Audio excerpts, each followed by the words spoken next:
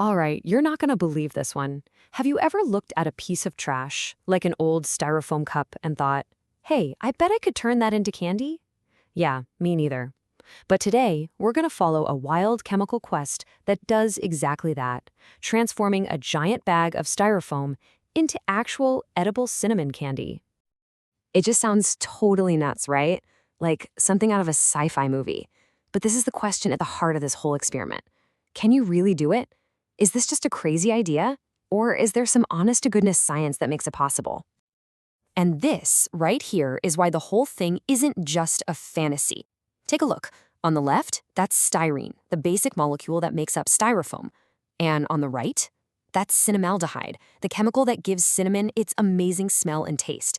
They look almost identical. The only difference is that tiny little group of atoms at the top. They're basically chemical cousins, which means this insane idea might actually work. So where do you even begin? Well, before you can get into any of the fancy chemistry, you've got to deal with the styrofoam itself. You have to somehow take this big, bulky pile of cups and turn it into something a chemist can actually work with. Here's the crazy part about a styrofoam cup. It feels pretty solid, but it's 95% air. That's it. It's just a little bit of plastic with a whole lot of empty space trapped inside. And to do any real chemistry, all that air has got to go.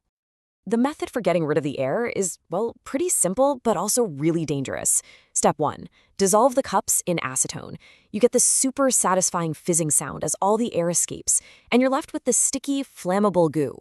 Then, after drying that goo for a few days, it turns into hard plastic chunks you can blend into a fine powder.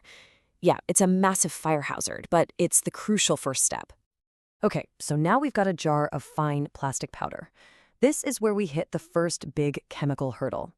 The whole goal here is to basically reverse time, to unmake the plastic and turn it back into the liquid it came from.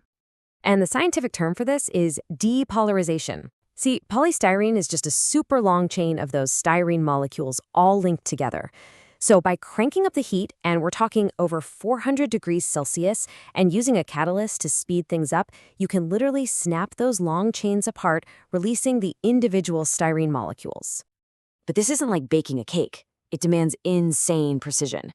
The liquid that comes out has to be purified through distillation, and you can just feel the tension in the creator's own words. If that temperature doesn't lock in at the exact boiling point of styrene and stay there, the whole reaction has failed. All that work for nothing. But it worked! After that super tense distillation, this is what was left. A perfectly clear, pure liquid that chemical tests confirmed was in fact styrene. Just think about it. This liquid right here used to be a bunch of styrofoam cups. The transformation was really happening. Now we're at the main event, the most critical, most complex stage of the whole journey. This is the moment of truth, where we perform a bit of chemical surgery to turn that styrene molecule into the actual flavor of cinnamon.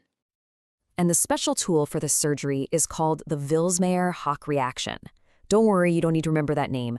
All you need to know is that this is the specific chemical recipe that will add that one missing piece onto our molecule. This is the magic trick. This is where plastic officially becomes flavor.